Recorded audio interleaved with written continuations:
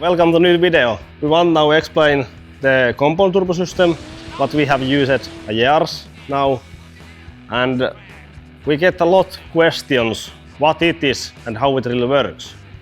So we thought we will explain it more, like how it commonly is used, where is it used, and why we use it. Should we go through the parts first? Yeah, we should. I think I have good magnets here. So at first we have two turbos here. It's now a new setup coming to 2024 season on Driftmasters. So we have smaller turbo here, 8x40 Super, and then we have another turbo here under. I don't know where you can see it well because it's quite low there. It's a big boy. Yeah. It's some kind of 8x60 hull set. It's not the basic Scania turbine, it's a lot bigger than the basic truck turbos. Hello, minus 20% off. The link is in description. It's about car vertical and you will get a history report of a car. We have an example car here, it's a Toyota Auris. It has been damaged, quite bad, I would say. So here's some pictures, maybe a collision with the reindeer. Do they have those in America? But this is damaged in Finland, I think so. Okay. So it doesn't mean that we are in America if I speak English. No. That's about it. Yeah. So, but use our coupon TDP, Turbodiesel Builds, or link in description which gives you 20% off from the report. That's about it. Let's go and see the video. I have another one, or spar one here. So the wheel is as big as it can eat my hand. It's quite big. Yeah. And overall, why do car manufacturers use two turbos? Engine efficiency is going really high. So all engines start to be really small and they need to produce still like big power to have like tow trailers and everything. So it's now common to have like 1.6 liter engine, and the one single turbo, if you get big enough to make over 200 horsepower, it really needs to be a big one, and then it doesn't have a spool up enough. So anyone don't need to have car like when you need to wait when you push the throttle. So instead of it, car manufacturers have made a compound setup.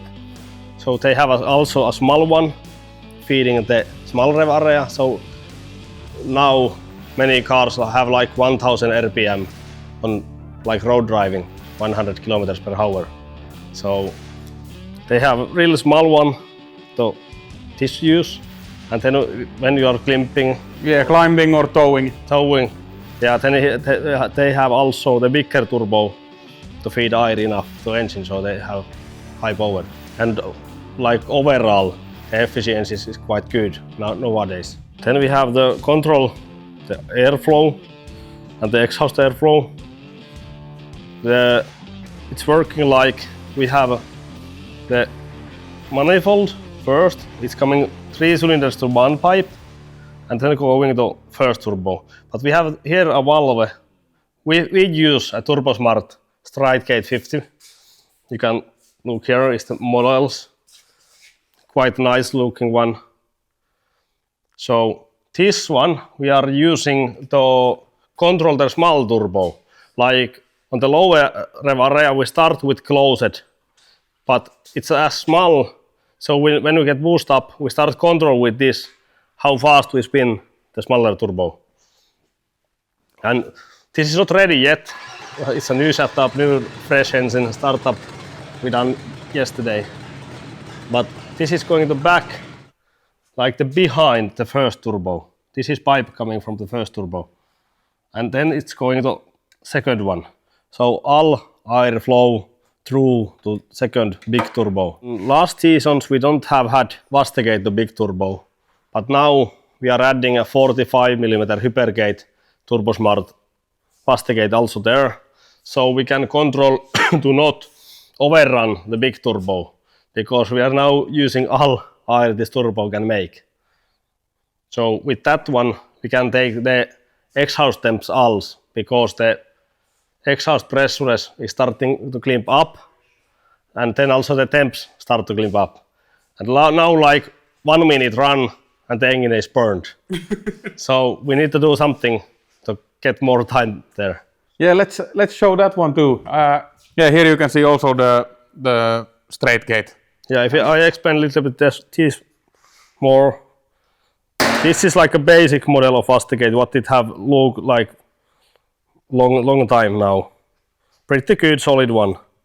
But TurboSmart have also now developed a new one. It's a straight gate, looking like more like a throttle flap.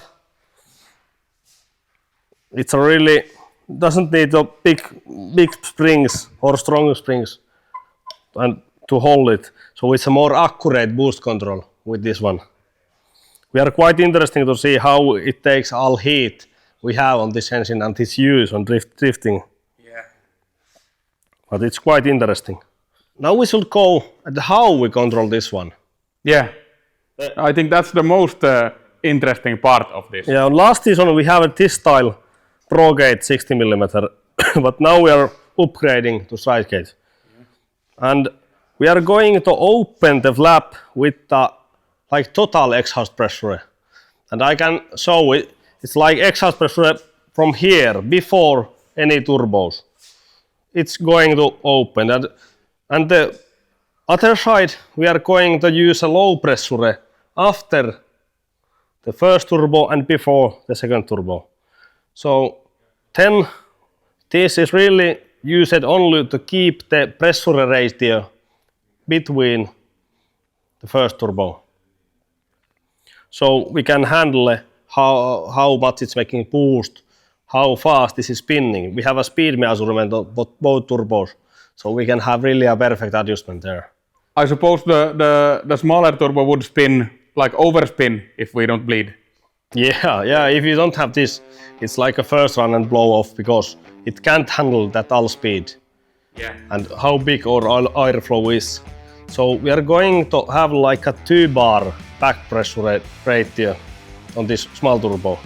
So of course the high rev, the big turbo start also produce high exhaust pressure before it, but we still keep little bit there to spin, and then otherwise all is going through the big one. If you think why it's so complicated, so the drifting use, the engine usable rev area is like all of it. You need to have like over half of revs to really torque enough. So with the big turbos or one turbos is common used in drift cars, you even can't have more than half. Like if you have rev limiter on 8000, the spool up start from 4000. But the compound setup is way to do it differently, then you can have more. So I just wonder why others don't use this one. Of course, one thing, because we are using diesel engine, we need a higher boost. Yeah. So it's another thing. Yeah. But still, I think compound and dual stage like this will come later on to drifting. I think so. Because power is going to higher, the grip level is really high. How much is the boost pressure overall? What are we running? Like if we take last season? Yeah, it depends always at track, how big is and what is the grip levels. We have explained one graphs where it's around 4 bar, little bit over. But if we need, we can run also with 5 bar or even more, because we have capable to them. Yeah. But with the temps and everything is working quite well, they're around 4 bar. Yeah. So with more pressure comes more heat also. Yeah. If we go even deeper into the function of the HP and LP turbos. Yeah, we can add some graphs here. Of course, it depends like what's happening, what RPM you have, what is the grip level. Diesel engine need to have enough load to start produce more. On high load, it's made quite easily high boosts. And what we have here on Crab, it's like a dyno run or a solid drag run. When the spool up is taken from starting with 0 boost. So if we drive to the 4th gear, we already have a boost on 2000 RPM. Yeah. But if we make like new run with starting 0 boost, then it's a different thing. Then it start spool up there about 3000 RPM. But on this one, 3000 RPM, the small turbo makes some like 1.5 bar boost. Then the big one make only half bar of boost. But what we have here on intercooler, it's a both calculated compound effect. Yeah, compound effect. So it make half bar and then this make 1.5 bar more, so we have 2 bars here at the going to engine. And then going to higher rev at 4000 RPM, we have as much boost as we ever want. So then it's like the 70%. So if small one make a 1.5 bar, then this one make a 3 bar, or how much we want. It's depends how we handle the Wastegate. Yeah. We will think always if we want more power, we need to make more boost. But another thing is how much we have an exhaust pressure, because it's like a brake to air. It's better to have less exhaust pressure, but it's not worth to try be without, because we won't have it to have speed always on turbos. Also need to think when you open throttle, what happened then? If we don't have a speed enough on small turbo, rev going down, and then going back to throttle, it's nothing happening. So that's why we have control with the stride gate well, the small turbo. So we have the good response there. Yeah. And I hope we can have a small videos there how it's responding now. It's quite good. You can't promise how good is this. No, it's yeah. We are going closer and closer to gasoline engines, I think. I think we are past many already. Many, yeah, that's true, yeah.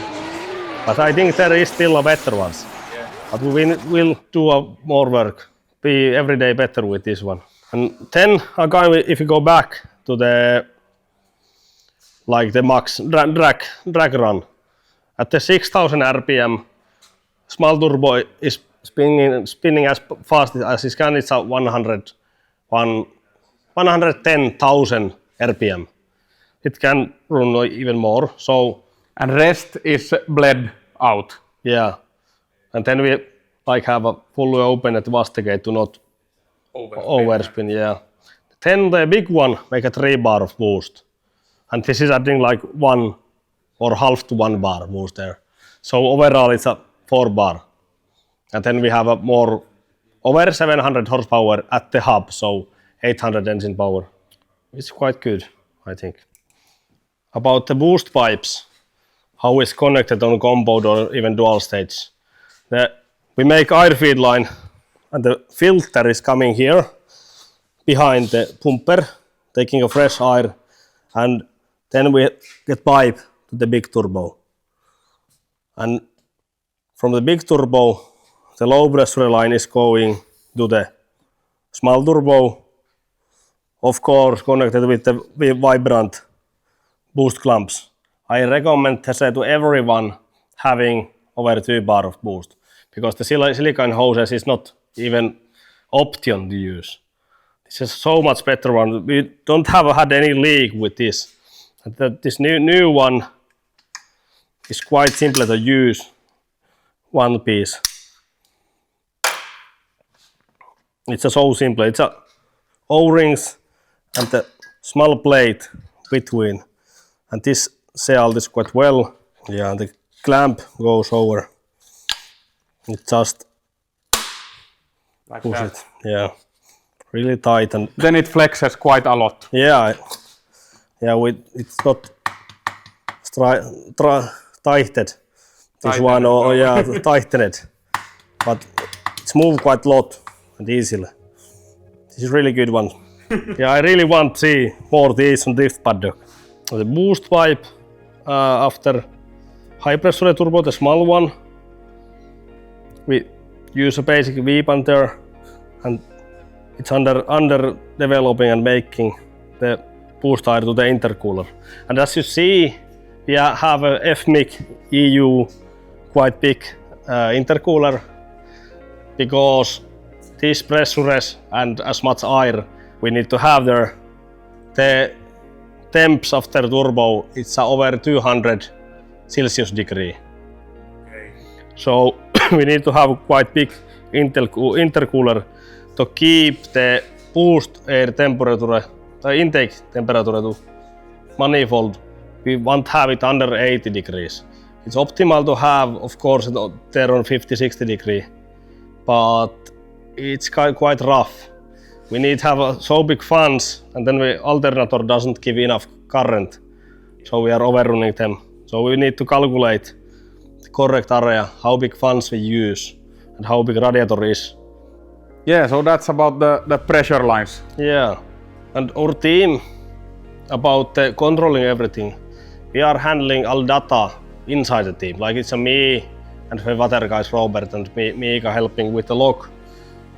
We do engine development, engine software. Then we also control, like develop how we control turbos and stuff like that. But yeah, also we handle the logs, data we have from the different tracks. But then we have also behind us the big guys from Turbotekniikka. They are supplying whole sets and turbo stuff to us, and also helping us with the base data, how we should use it, how much we can rev in different areas and stuff like that. It's quite nice. But we are doing this with a quite small team and really enjoying what we are doing. So I hope we go a lot more further with that. A little bit about the logging. We last year we have used also inside team made. Yeah, I have made one logger and electronic control with my brothers. Yeah. But now we are going to EcoMaster PMU to remove all fuses what we have had and relays. So the same control unit coming from FMIC also, if you want your EcoMaster, go for their web shop. But the same control unit have also data log option. So now it's quite easy to go to their unit with the data. We are using quite much the speed sensors. We have a different temperature sensors everywhere. And with that we are like following how is things going and what we need to modify to get proper working car. I think nowadays it's quite good. Yeah. If you have any more questions, just ask on comments, and we are ready to answer for all you guys. I hope we can end this video with having some actions with this car from last years, and we will go forward and send more data about Juno session coming with all new Turbo Smart parts, Turbotekniikka, Vibrants, everything. Thank you.